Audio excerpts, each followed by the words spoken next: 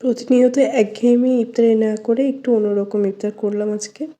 তো এজন্য আমি চিলি চিকেন তৈরি করেছি আর ফ্রাইড রাইস তৈরি করেছি। আর আমি এটা আমার মতো করেই তৈরি করেছি। এখানে আমি মাংসটাকে মাখিয়ে রেখেছিলাম লবণ, সয়া সস, তারপরে রসুন, আদা এগুলো দিয়ে মেখে রেখেছিলাম। তারপরে অল্প একটু আটা দিয়ে এটাকে খুব ভালোভাবে ভেজে নিয়েছি।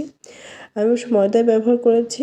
আর এখানে একটু অয়েল দিয়ে এখানে রসুন কুচি ব্যবহার করেছি। এখানে আমি কিছুটা পরিমাণ গাজর দিয়েছি, পেঁয়াজ দিয়েছি, পেঁয়াজ কুলি দিয়েছি।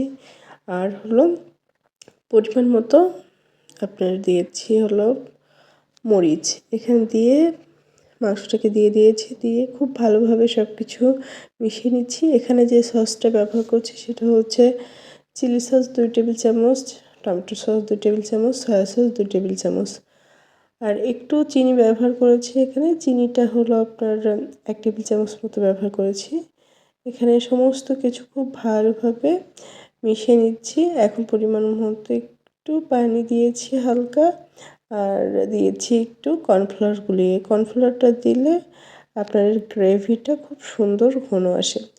এখন আমি এখানে ফ্রাইড রাইস তৈরি করে নিচ্ছি। ফ্রাইড রাইসের জন্য এখানে আমি মরিচ কুচি, পেঁয়াজ কুচি, রসুন কুচি আর সাথে একটু চিংড়ি মাছ ব্যবহার করেছিলাম। এখন দিয়ে দিচ্ছি ক্যাপসিকাম আর হলো পেঁয়াজ কলি। এটা দিয়ে দিব একে একে গাজর কুচি। তো গাজর কুচিটা দিয়েও খুব ভালোভাবে নাড়াচাড়া করে আমি আগে থেকে যে রাইসটা রান্না করে রেখেছিলাম সেটা ঠান্ডা করে দিয়ে দিয়েছি।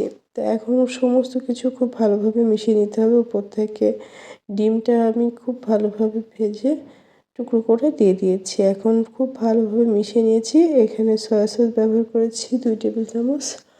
আর একটু নামানোর আগে 1 চা চামচ পরিমাণ ঘি ব্যবহার করেছি।